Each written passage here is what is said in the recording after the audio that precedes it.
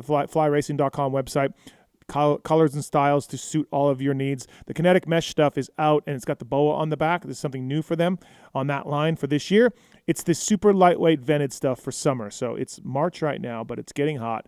And this is the gear you're going to want when it's really hot. It's so lightweight. It's so vented. It's like you're wearing nothing at all. Fly Racing kinetic mesh stuff. So please check that out and use the code PulpMX to save with those guys. So again, Kellen Brower and Zach Osborne on the show today.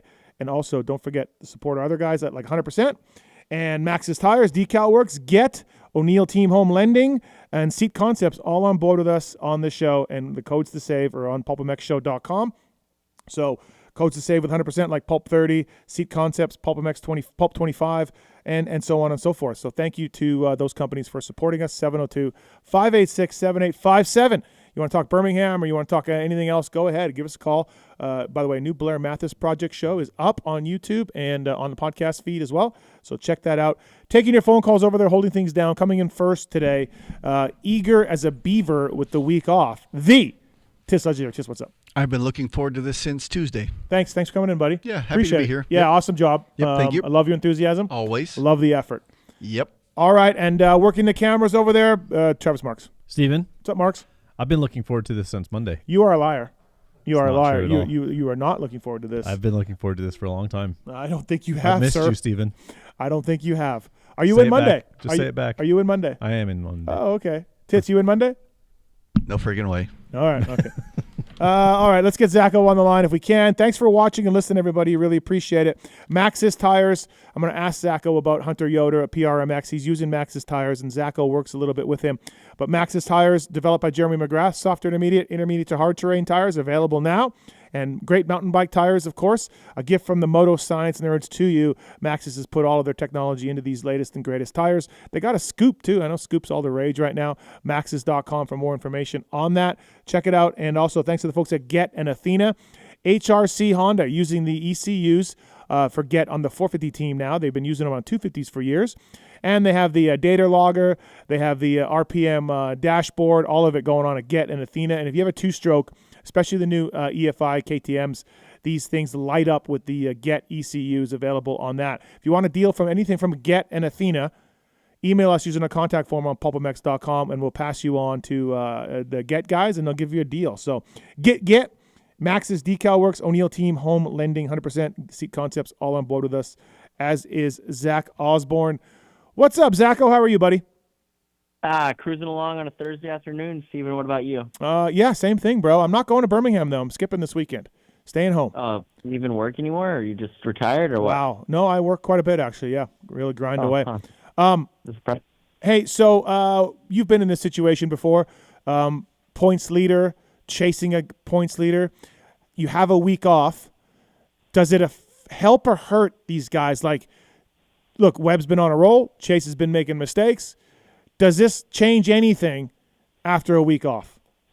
I mean, from my personal experience, I hated a weekend off because on my program that I was on, we had to go back to 4 days of riding most of the time. So we'd go back to Monday, Tuesday, Thursday, Friday, like we would do in the off season. Mm-hmm.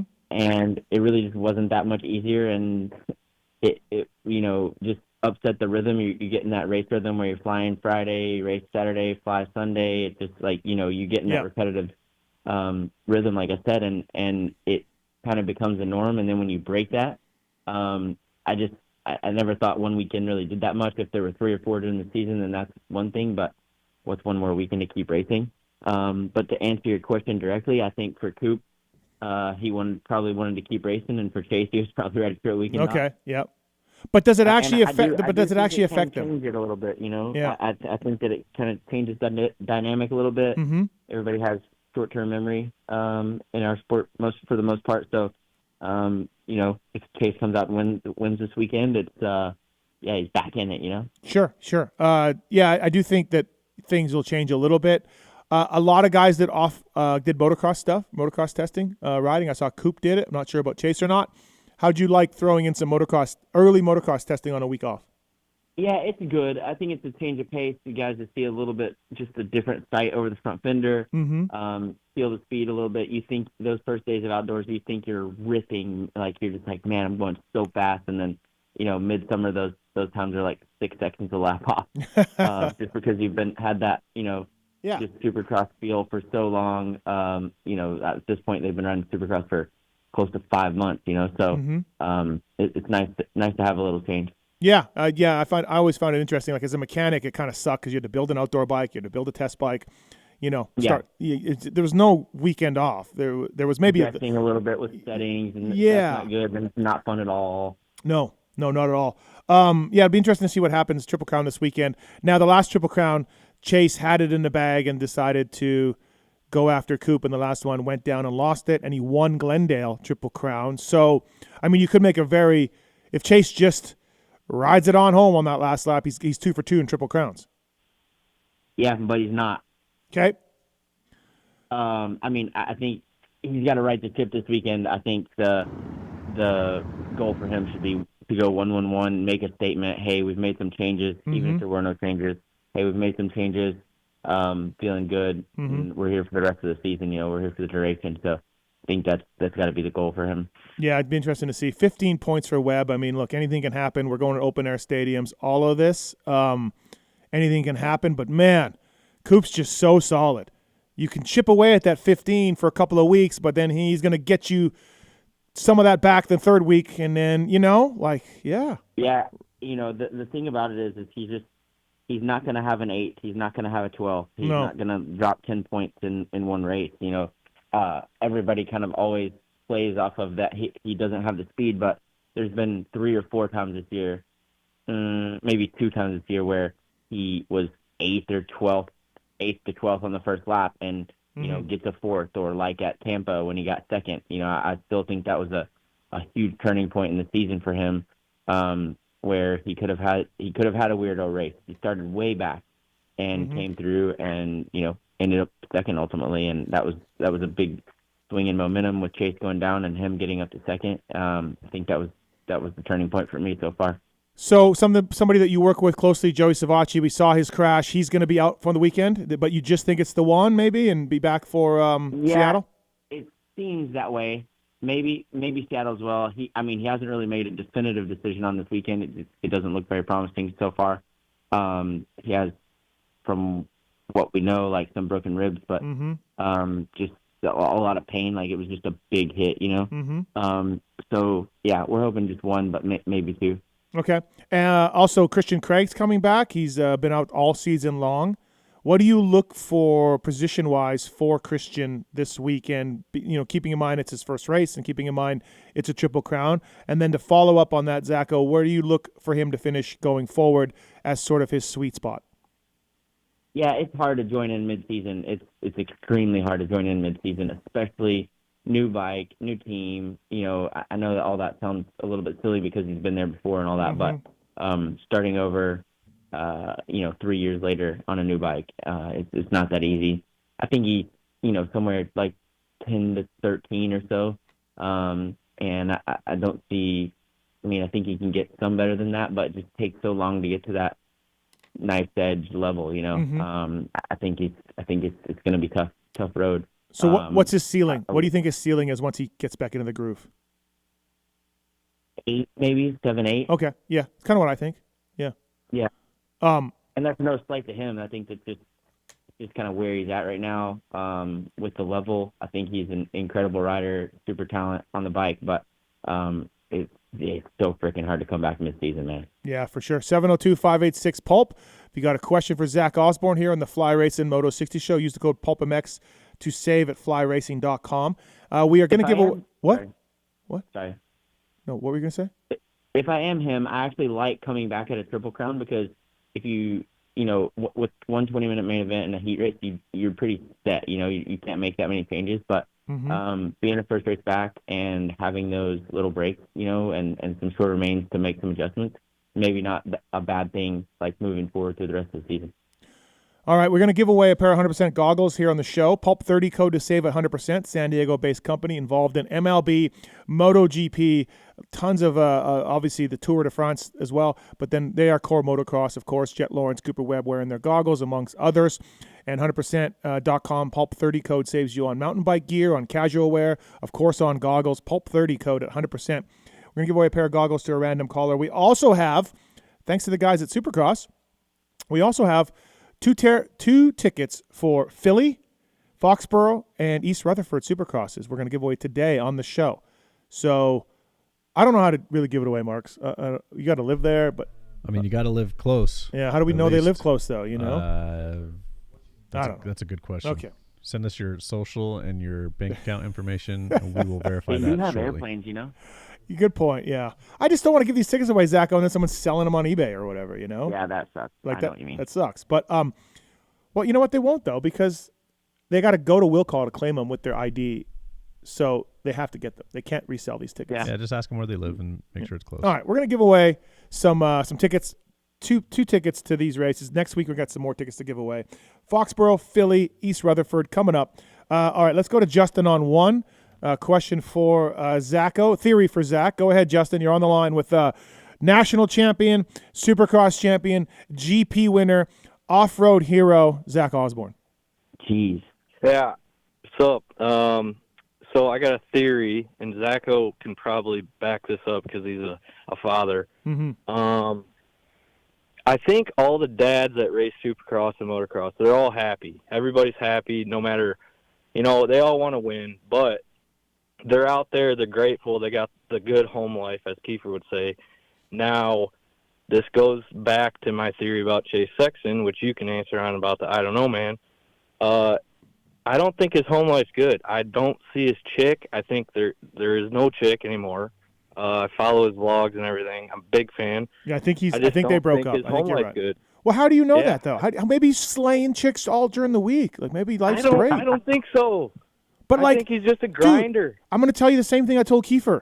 McGrath would just lay pipe every single weekend, and he would win all these races. Like, it doesn't mean anything. Having a chick or not doesn't mean your home life is a mess, because you're either happy with the situation you're in or you're not. Like, I'm sure there's dudes who have chicks that are miserable. Yeah, true. Like but I mean, Mark's. Look at the dads. Zacho, can you back this up? I can back it. So for Well, me, I my never God. even want to race until I had a kid, right? And I think that as athletes, as an athlete, period, you have to be somewhat selfish. And the only thing that matters, to an extent in your life is a result and all these things. And when you have a kid, that changes the dynamic changes a little bit, just because you realize oh wow, there's a whole other world out there. This racing thing is important, but it's a very small piece. And I think we've seen it with Eli, with Kenny, everyone kind of, before I definitely didn't start the kid trend, that was probably Chad, but 10 years ago it was taboo to have a kid while you're racing, and now, pretty much all the guys at the top are dads. So Yeah, but what does I this think matter? that- What does this matter? It doesn't matter. They're happy. It does That's matter. my point. They're happy. How do you know they're happy? Maybe they're miserable as shit. Look at them. Look at them. every week. Every week they are smiling. Kenny's, after he, let's say, But blew okay, hold on. You're win, right. but- You're right.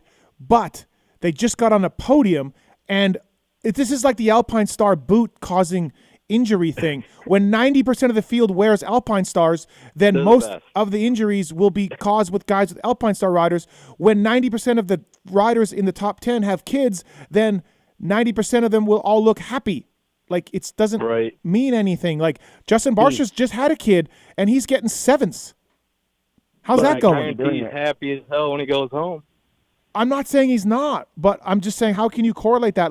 What if you're single and you're happy? Is that I not can possible? correlate it because it happened to me, but I can't speak for everyone, but I think he's right. I think it's a ridiculous theory. Insane. Thank you, Zach. Thank I you. think it's. Taking out. I think Justin is out to lunch, just like with Kiefer and everybody else. Whatever situation. I will agree, you have to be happy in your life to be successful professionally, 100%. But it doesn't mean you could be miserable with kids or without kids. It doesn't mean anything. Well, I mean, maybe he needs 5 chicks. Okay, But, sure, yeah, great. I mean, I don't know, man. I just I don't subscribe to this theory at all. I think the correlation of most of the guys are fathers now because they are older. That is correct. But you can't just be like, oh well, they're all happy.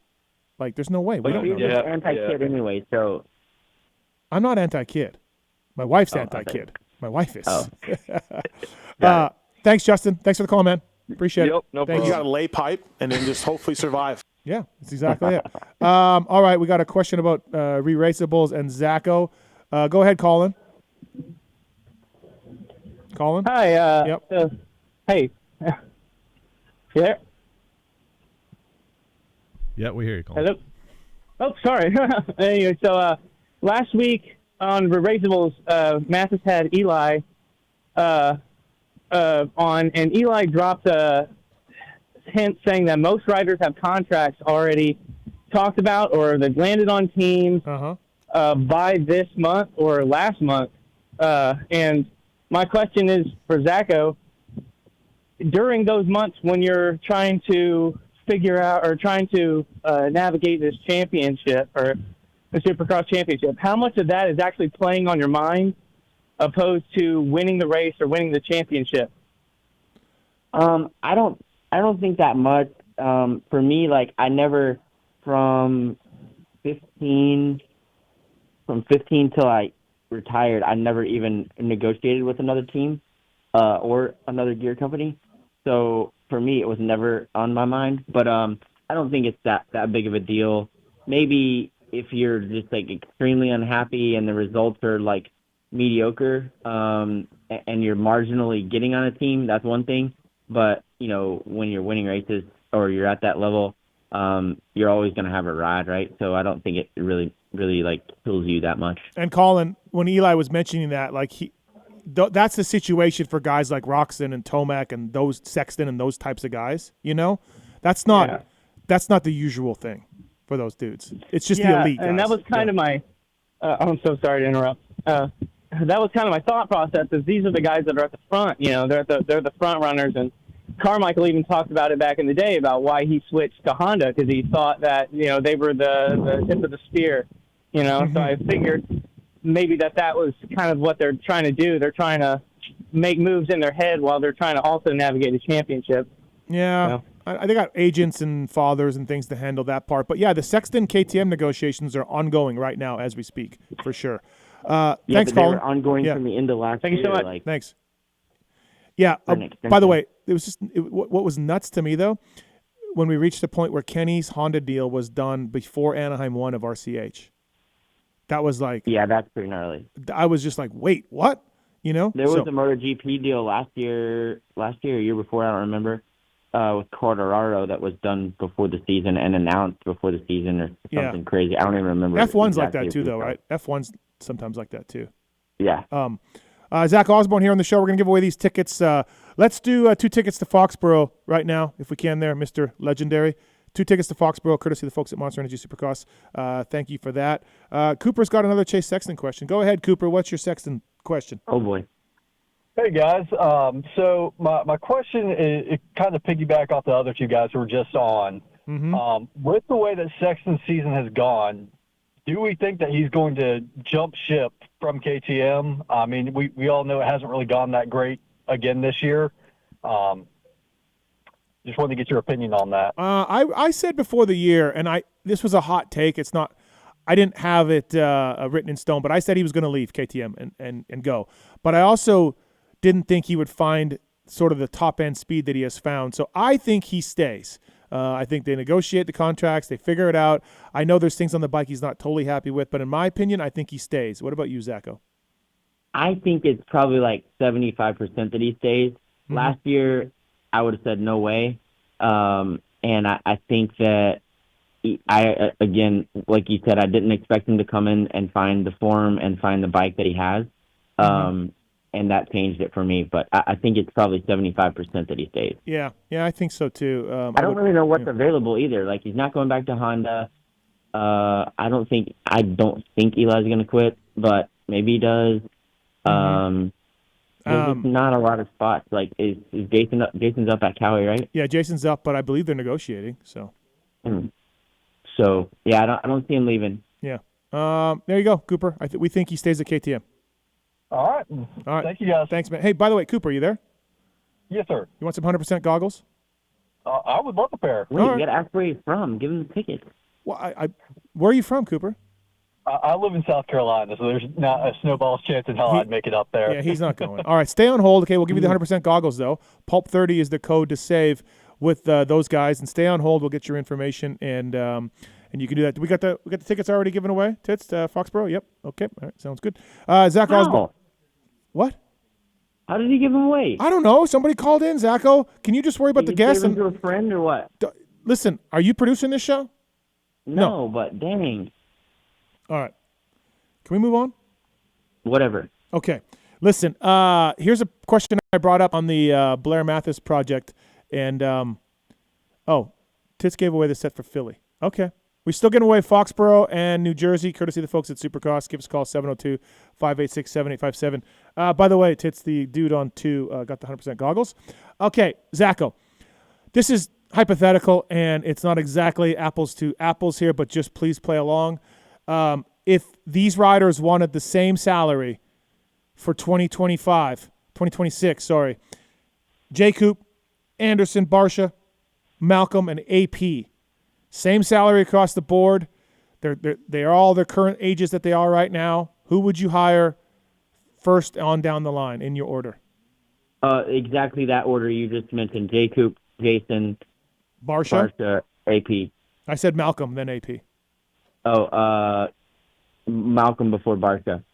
Okay. All right, 27. And where would AP be? Last. Okay. And then you just think in terms of potential indoors, outdoors, all of that?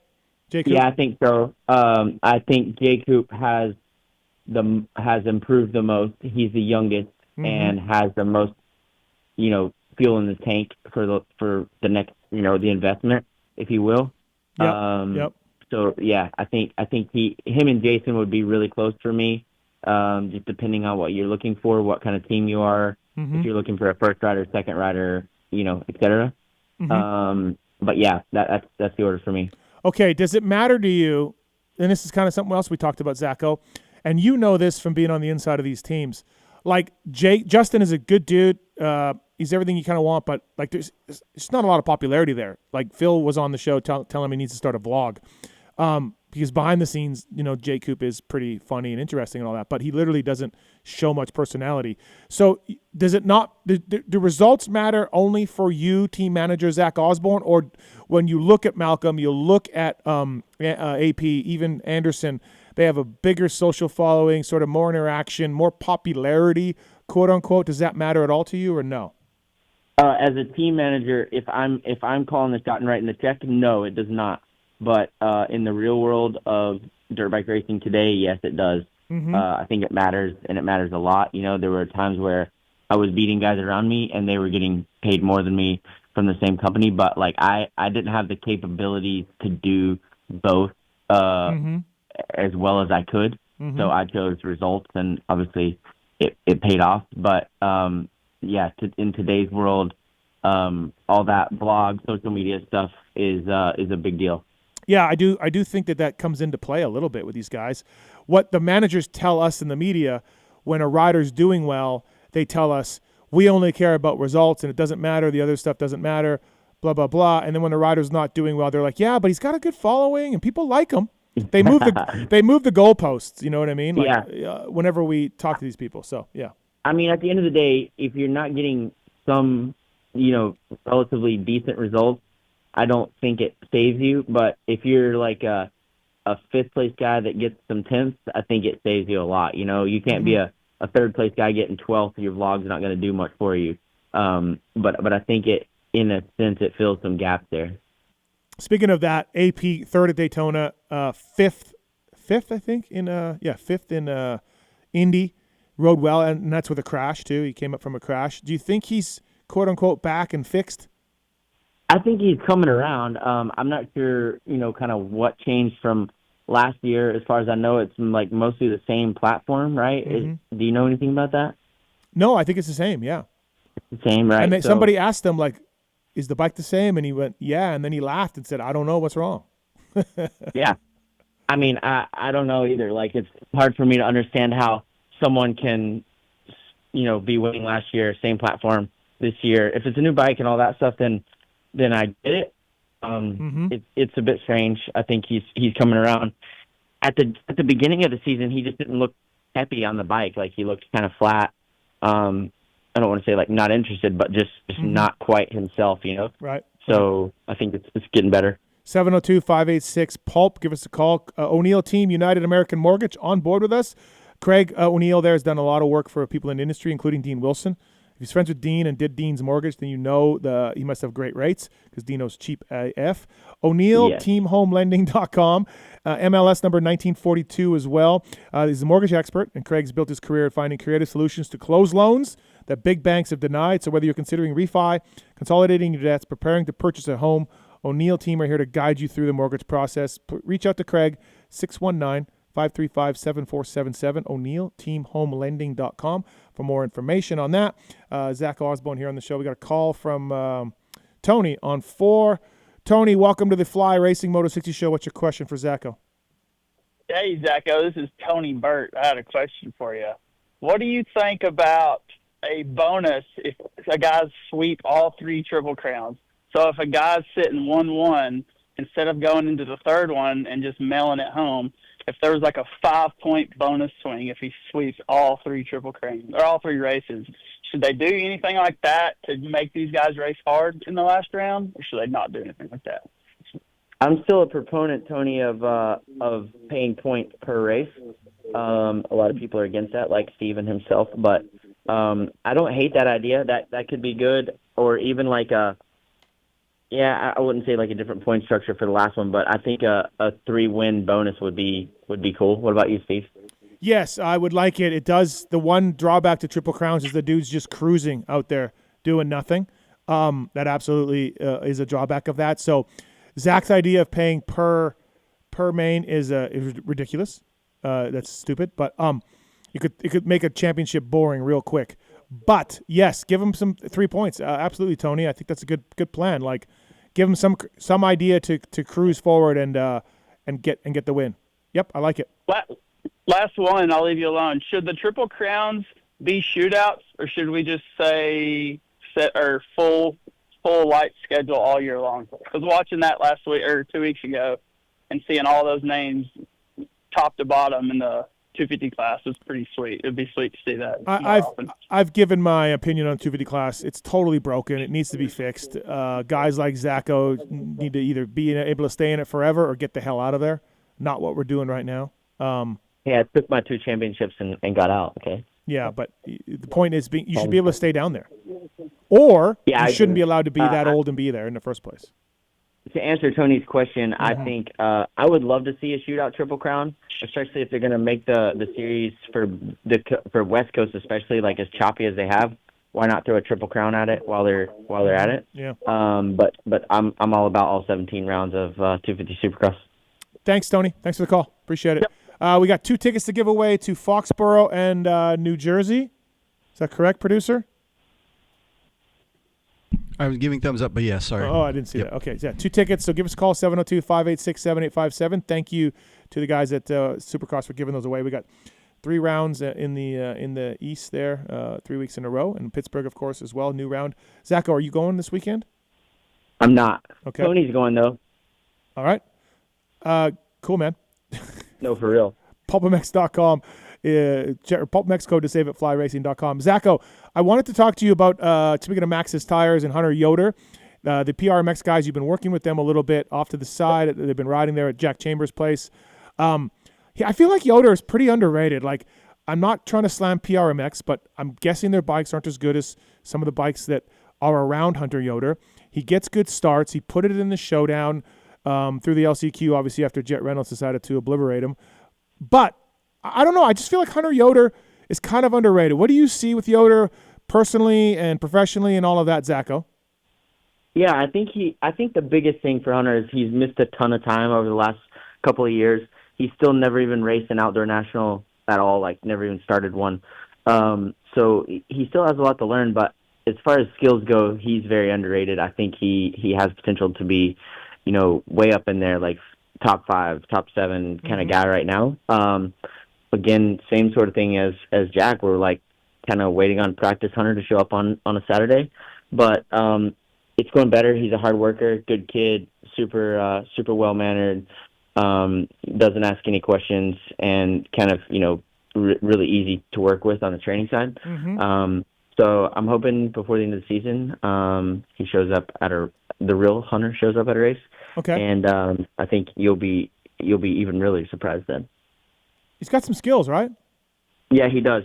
He does a lot of really crazy stuff at the track that I'm like, why are you doing that? He loves to do nose wheelies, so he'll just go down the start straight wide open and just pull the front brake in, and I'm like, he's doing like 50 miles an hour on a nose wheelie. Yeah. And it's like, dude, what? Where? Yeah. How do you do this stuff?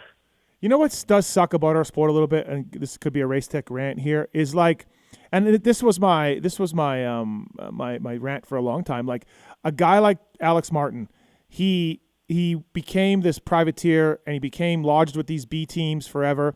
But what do you know? Star took a chance after, I don't know, 6 years of riding for, say, lesser teams. Star took a chance. He led the points for a while. He won a couple nationals. He got in the box a bunch in Supercross. And like, I would say Alex Martin showed that giving a top-notch program with a factory bike, he could perform. Did he win a title? No, but he performed. And my point being is like a guy like Yoder, he may get pigeonholed here in the next year or two, never get that factory ride, and no team manager will even look at him. I think you look at a guy like that, and again, I don't want to insult Julian at PRMX because he's a good dude and he tries hard, but if you look at a guy like that on a B team, because I've gotten my ass reamed for calling people B teams. It's ridiculous. But you look at a guy like that on a B team, finishing around the privateer guy or around the factory guys and beating some of them. What could you do with a program / salary / bike? Like, but he'll never get a chance. But Alex Martin showed that you can do that and give these guys a chance and they'll perform. You know? Yeah, I mean, I've voiced my opinion on this before. I don't know if it was on this show or not, but I don't understand the sort of star method where you're hiring all these young guys. Take a guy like Yoder, 20 years old or 22 years old, has taken his knocks on someone else's dime. He's ready to perform, hungry. He's done all the things. He's seen all the things. He's seen the bottom. So give him a taste of the top, and shazam, you have an Alex Martin. I totally agree. I don't understand it. But once they're pigeonholed as that type of B rider team, they never escape. And I never understood that. I never quite got that. And I think if you just, like I said, you look at Alex Martin example, you're like, oh, these guys can do it. But and obviously I see a different side of it because I'm around it a lot. But I think Julian has an underrated, solid program as well. Like almost as much as Hunter is underrated as a rider. Julian's got his stuff together pretty well. So yeah, I know, but he is a B team. No, I understand what you mean. I'm just saying it. I don't think it's better than what I thought it was from the outside, if you know what I mean. Yeah, no, I agree. And I think he's come a long way and he deserves props. And he's got Partzilla in there and, the other, whatever the Blaster. He's got some good sponsors, all of that. So I think it works pretty well. Okay, Zacho, 702-586-7857. Give us a call. We got a few lines open. Still, we're giving away tickets to Jersey. Greasy, dirty Jersey. 702-586 Pulp. Okay, give us your winners, Zacho. Both classes right now, please, sir. Well, I just want to precursor this with I was almost double right again last weekend. Hammaker snuck in there and took the Vial win. But I'm going to go with Triple Crown. I'm going to go RJ for the win in the 250, and I think Chase has a bounce back and wins this weekend. Okay. Yeah. Oh, okay. Goddamn. Yeah. There we go. All right, Zacho. Appreciate it, buddy. And thanks for the time as always on the show. Yep. Have a good one, boys. All right. See ya. That's Zach Osborne, everybody. GP winner, MX champ, SX champ. FlyRacing.com. Use the code PulpMX when you check out at Fly Racing, and we'd appreciate that. Also, thanks to the folks at DecalWorks. PulpMX25 is the code to save at DecalMX.com. Red Bull KTM graphics, Husqvarna off-road graphics. From the wild to the mild, they can make it work for you. Sean and Nick and Ron and all the guys down there doing great things. They'll send you a proof. They'll put your sponsor logos on. They'll put your number font on, all of that at DecalMX.com. And the code PULP25, PulpMX25, save at DecalWorks. All right, let's bring our next guest in here. Speaking of racing and winning and everything else, this man knows all about it from Start Your Systems. Kellen Brower, what's up? Keller. Hey, Steve. How's it going, man? What's up? I'm good. You're on your way to Birmingham? On my way. Yep. Just sitting here in the airport waiting to board here in a little bit. Working for Swap Moto this weekend, of course. Yes, sir. Grinding away. Big win for you out there in Phoenix, taking number one plate, I heard. Out there in Phoenix. Yeah, in Arizona. No, in Arizona. It wasn't really in Phoenix, but yeah. Just a weekend sweep, man. 1-1-1-1. Wow. Just winning motos in the vet class like it's no business at all. Two-stroke, too. Two-stroke life. Yeah, dude. You're gonna be on the cover of MXA before you know it. Well, I got to go a tooth up in the sprocket before we get there, but yeah, we'll get there. We'll get there when it's time. Hey, also, by the way, the Liat LVK show, big hit. You know how I know it's a big hit, Marks? Because the YouTube comments, half of them are like, fire Kellen, and the other half are fire Lewis. That means you're doing something. That's why the show is. Yep, that's why the show works right there, Kellen. I feel like the comments, half of them are call you an idiot, and half of them call the Big Lou an idiot. Yeah, well, I mean, that's kind of YouTube comments in a nutshell, but also kind of the point of the show, right? Like, it's a debate show. We're supposed to, put our opinions out there and let people more or less pick a side, and they certainly do pick sides. Yeah, no, they absolutely do. I want to focus more on 250 series with you. By the way, we did a Blair Mathis project. We talked a little. You weighed in yesterday a little bit on some stuff as well, so please check that out. And we got tickets still give away to New Jersey, by the way. We have a few calls on the line, of course, as well for Kellen Brower. Okay, I want to talk 250s with you. Like, funny, it's just, and I say this a lot, it's really tough to be in the media in this sport because dirt bike racing can change fast. Like, Anstey was robbed of the win at Indy with that red flag. There's no doubt he was going to go win that thing. He ended up getting second, and he was just on another level. And now, crashing the first and second turn in Daytona with Vial, and this past weekend in Indy, or this 2 weeks ago in Indy, he did what he did. And so now, like, I kind of was like, hey, Max Anstey's a heavy favorite. But, dude, it now boils down to Max, Anstey, Vial, RJ, and Hammaker, right?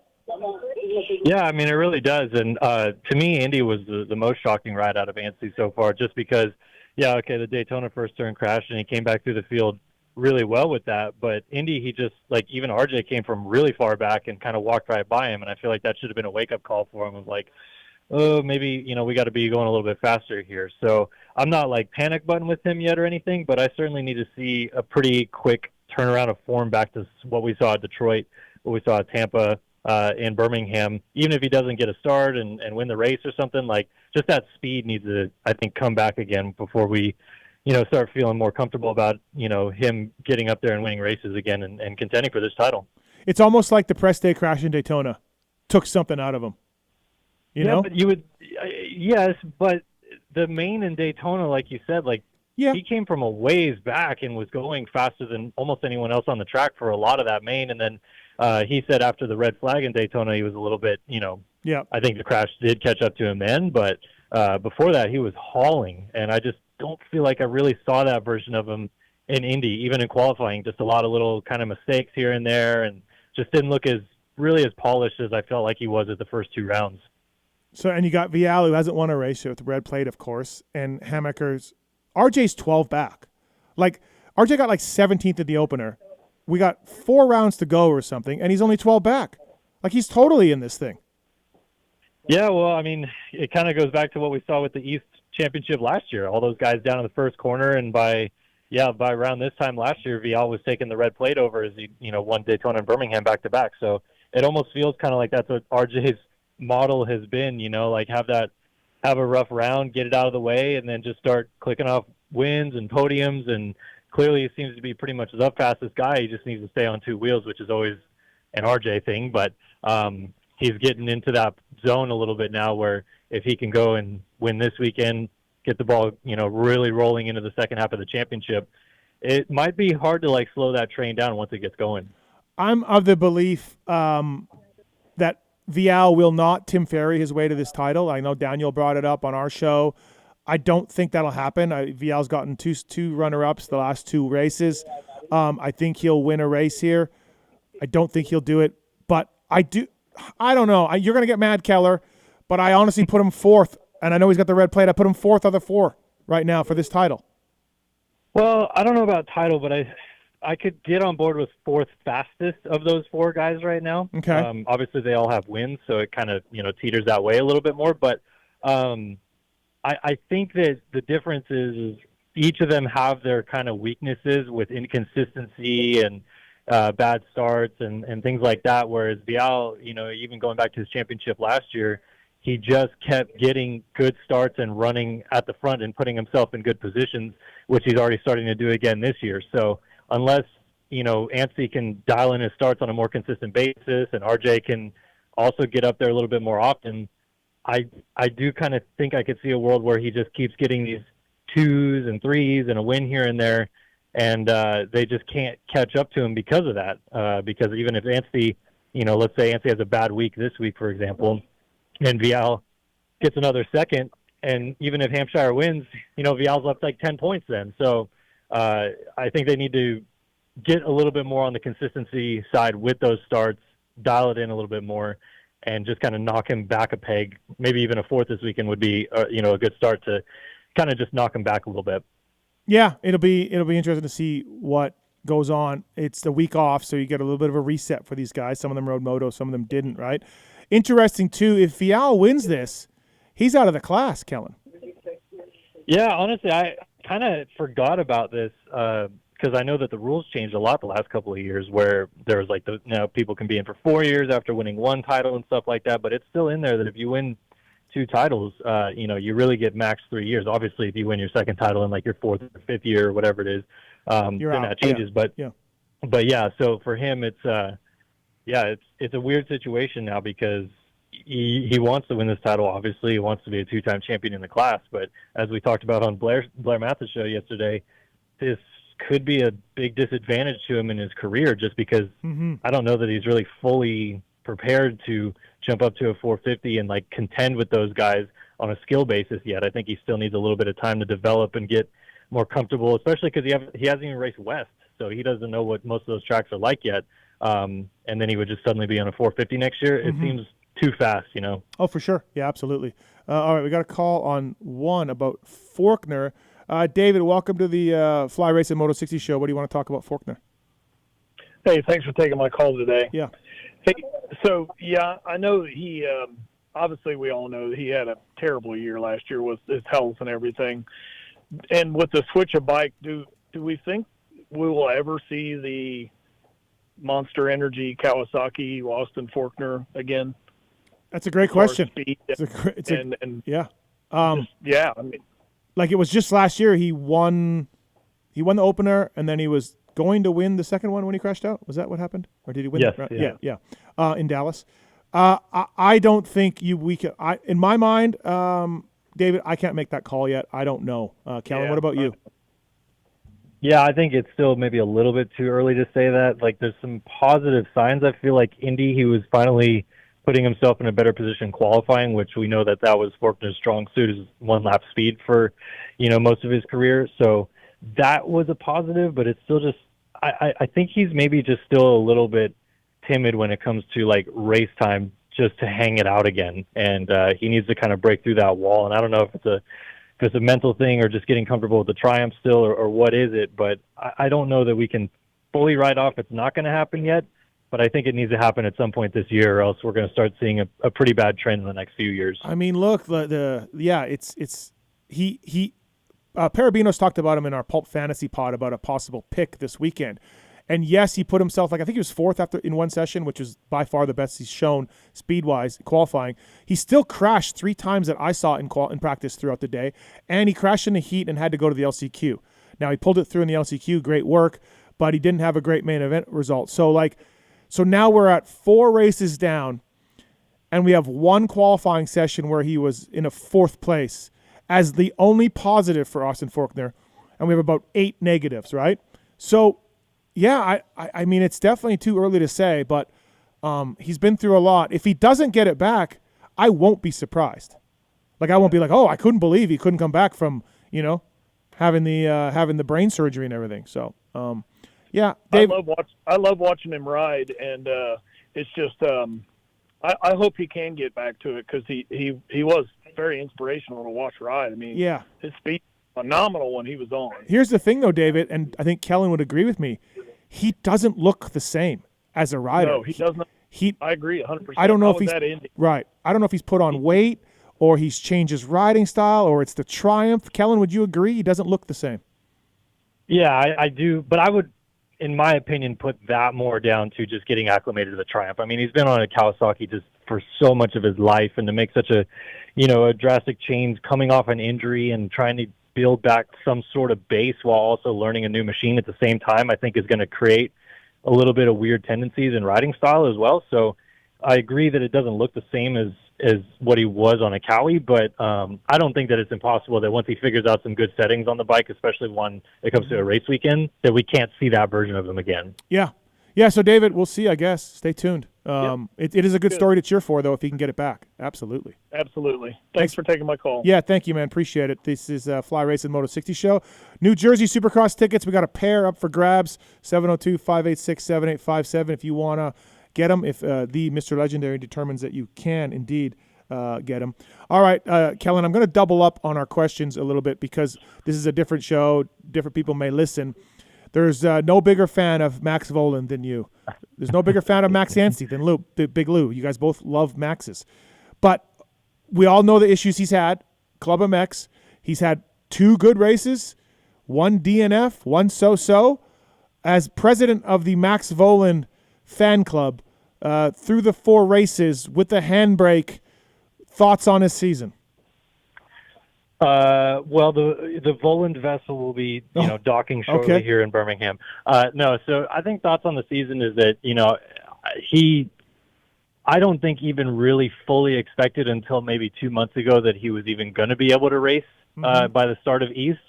So I feel like I'm taking each round and looking at it for, how he's actually riding the bike and how it looks like he's feeling each time instead of the results. So, yes, the 5th at Daytona was huge and stuff, but I kind of more looked at the riding at Daytona and was like, wow, he's, I think, found a different comfort level than I would have expected this early. So I give it like a pretty positive grade just because I know where he was. I know that he, really had to take a little bit of time to figure out the whole handbrake thing.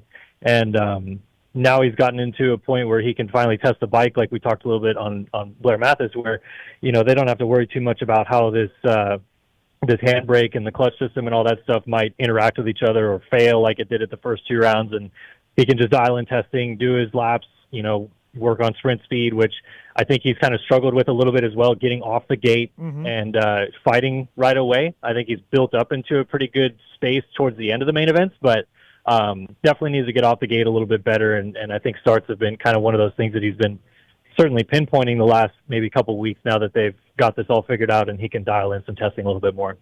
Okay, so has he said to you much about the bike? What he thinks of the bike, power-wise, handling-wise? He's on a Yamaha, after Mitch Payton's bike last year and the factory KTM the year before that?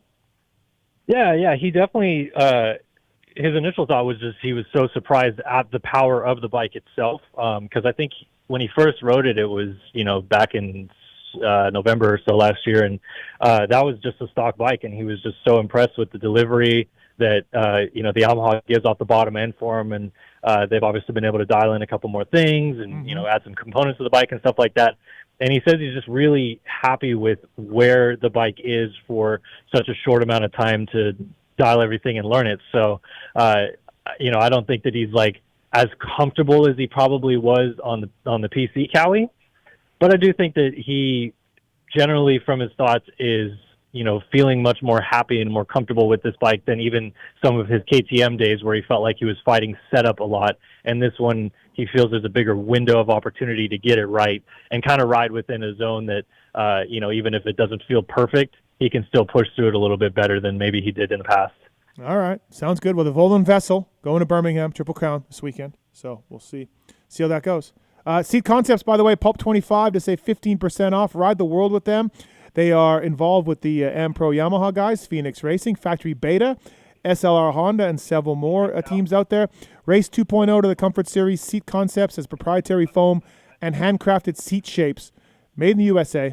They put you and your ass in a better position. Pulp 25 to save at Seat Concepts. Thank you again to 100% Pulp 30 code. O'Neill Team Home Lending, Decal Works, Maxis, Get, and of course the guys at Fly Racing. Kellen Brower here from Start Your System /Swap Moto. Kellen, I meant to text you this and I forgot, so I'm just going to put you on the spot here. 450 class, privateers. I don't know where you're at with like Shane McElrath and Savachi as privateers because they kind of are, but that's not the class I'm talking about, Ferrandis neither. I'm talking about the guys further back, Mitchell Harrison, A-Rod, Morans, Grant Harlan.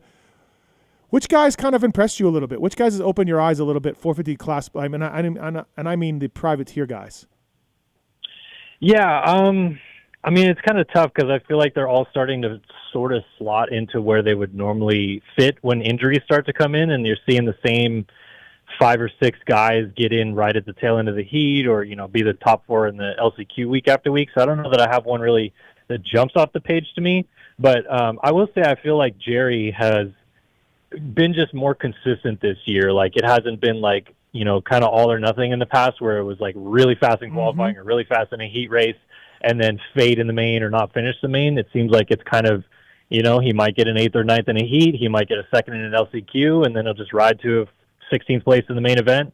And you won't notice it because it's not flashy or anything like that, but that's kind of what he's needed because in the past it has bid him to, have those big moments or things like that as well. So it's kind of been nice to just see a little bit more level approach from him. And so far, it's worked out pretty good. He's hanging out just outside the top 20. I know for him, getting into SMX is a big deal. So the more points he can get now in Supercross, the less nationals he'll probably end up doing. But I like what I'm seeing from him so far. Yeah, I'm with you, Jerry. And like you nailed it perfectly, Kellen. You don't really notice him, and that's fine. Mm-hmm. that's exactly fine for Jerry that you don't notice him because his speed is good. Like he will get in. This weekend's a Triple Crown. He'll probably get in on speed, no problem. Mm-hmm. Yep. Yeah. And then you won't really notice him. He won't cartwheel. And he won't, do Jerry things, and then he'll end up, like you said, in a good spot. I would also go with A-Rod. I don't know what happened to A-Rod at Anaheim 1 and early on. I know JT had mentioned on one of the shows that he just started back riding like January 4th or something, which is not ideal. I don't know if he was injured or whatever. But A-Rod has been pretty steady. Yeah, he's definitely kind of fallen into that Jerry range a little bit where it's just he's finally consistent, like you said. It's been a little bit up and down with the crashing and stuff like that, and just to see him get into main events consistently is a nice change of pace for him. But A-Rod's always been a really naturally talented rider, similar to Jerry, I guess, in that vein where they do have the ability to just kind of light up the board and go 12th fastest among the factory boys every once in a while. But you're right, it's definitely nice to see really both of those guys just kind of be normal. And just like you say, you don't notice them that much. They're just getting in, they're getting good points. And that's probably exactly what they wanted to do this year. We did a re-raceables with Tomac. Check it out, everybody. Eli called in himself and talked about 2015 Hangtown. And Kellen, A-Rod on a star bike got like 5th overall. I was going to say, I listened to that on the drive down. And that caught me off guard as well. You guys are talking about it as the Jacob Marsack Award between him and Aldridge. Right. And I was like, oh, yeah. I mean, I knew A-Rod was on star, but I just my mind went to like, oh, it was a disaster. Like he was outside of the top 15 a lot and stuff. So, yeah, 5th place is pretty damn good. Yeah, no idea. That Aldridge was probably a little more impressive because I don't think Aldridge even got inside the top 5 ever again at a national. But A-Rod is pretty legit there. Hey, who's been more invisible out there this year? Ferrandis or the Beta guys? And no, I don't mean this in a bad way because they're getting in main events and they're scoring points and they're doing well. But, like, it does seem that you don't notice either of those 3 guys much. I would say that the Beta guys have been a little bit more invisible just because Ferrandis has had, like, a bit of a roller coaster. Like he's obviously missed time. He missed the main at A1, so he got like some coverage because it was a disaster there. But then he's also had some good rounds of late where you've kind of seen him mix it up a little bit closer to the front. So he's been a little bit more noticeable for that. I just feel like, Oldenburg and Benny every week are just like hanging out 10 to 15, battling each other, battling, all those guys in that group, and you just never see them. They're always getting 7th in a heat race, making it right through, and then they just, they get lapped maybe. You see them right at the end of the race or something, but other than that, they're just pretty invisible. Oldenburg got like a 3rd place start in a heat a few weeks ago and like ran there for like a lap or 2, and you're like, oh! And then other than that, like I can't think of a greatest hits moment for these dudes. and they're great Yeah. riders. But yeah, so I mean, yeah. Go ahead. I was going to say, in a way, though, that actually might be a good thing for Beta, not to not be, I guess, like covered or be in the limelight a little bit, but just to have like two guys going the distance in Supercross and getting more data for the bike and actually dialing things in could actually prove to be really beneficial for them as they keep developing this program and trying to get things better, just to have all that data behind them, Yeah, I agree. And I listen, I'm on the record. I like the way they look. A lot of people don't. No, they're a good-looking bike. I like them. They went back to the blue front fender, Yeah. Bikes look good. I was going to say, at least it's just not another red bike. And we have Gas and Ducati now and a Honda. And Beta at least changed it up and added a little bit of color to it. Yeah, absolutely. All right, Kellen, now comes the part of the Fly Racing Moto 60 show where you got to give us your winners for Triple Crown this weekend in Birmingham. Zacho went Sexton and RJ. Honestly, I was kind of thinking the same thing, just from the standpoint that I really do think they both need to win this race. So I think I'm going to stay there. I think I'm going to go Sexton and RJ as well. Wow. Just because Zach Osborne said it? That's it? That's why? I mean, Zach's my guy, and I believe a lot of what he says. But Zach's your guy. Yeah. No, I do think that I just think Chase is going to be a lot better than the version we saw of him the last couple of weeks. I think a weekend off to reset. I think he's going to be really fast this weekend. He's going to be pissed off and get off the gate a little bit better because of it. So I think he'll win 450s. And then, RJ looks to me, at least in the East, the fastest guy right now. It just depends on if he gets a good start or not. Yeah, I think I'm with you on Chase. I think he rebounds this weekend, and maybe some of the bonehead things don't happen. But 250s, I think I'll go Max. I think for the same reasons that we just talked about. Sorry, no, Max Anstey. Sorry, man. Hey, is Talon out living with? Is Talon out there with him? No, I don't think they're living together because Cherubies just moved to. They moved their manufacturing to North Carolina from Salt Lake City, and so Talon moved out there just to kind of help things get set up. He didn't even really need to go. They mostly work remote, but just to make sure everything kind of worked out that way. So he's out in North Carolina. He says he can drive down. It's like an 1.5-hour drive, and spend a few days with Max and watch him ride. And he says he even rides at club every once in a while, and then goes back up and works on a Cherokee stuff in North Carolina. So it just so happened that his kid got a ride and the company he works for transferred to the Carolinas? Wow. Yeah. He said it was just a logistics thing that they had, thought about making this decision and eventually went for it. So, All right. Now we got the Volan update. We're all set. And what about Big Lou? Big Lou update? Yeah. Big Lou, as far as I'm aware, is doing swell. Big MXGP guy this week. And we get to hang out with our dear friend Adam Wheeler. I know you don't, at least not this weekend. So, I'm excited to hear way too much MXGP talk this weekend in the press box. There'll be a lot. And then street bike racing, too. Oh, yeah. We'll get in deep on Marquez and Ducati, and, we'll go in. All right. Sounds good. Cool story, Hansel. Cool. Hey, thanks for the time today on the show, Kellen. Always appreciate it. Have fun in Birmingham. And, man, we'll talk soon. Thanks for the time. All right, will do, man. Thanks. All right, see ya. All right, everybody, 702-586-7857. Last call for 2 New Jersey Supercross tickets. But if not, we'll give them away next week. All right, everybody, thank you for listening. Thanks to Kellen. Thanks to Zach. FlyRacing.com, O'Neill Team Home Lending, Get Data, Maxis, Decal Works, Seat Concepts, 100%. All on board with us on this show. And, man, really appreciate it. Thanks to our guests. Thanks you people for watching and listening. Tits. Yeah, man. Incredible, bro. Yeah. I don't know if you've ever been better. Woo! Keep it up. Yep. Marks, thanks, buddy. You better not. Yeah, thanks, Marks. All right, everybody. That's fine. See you next week.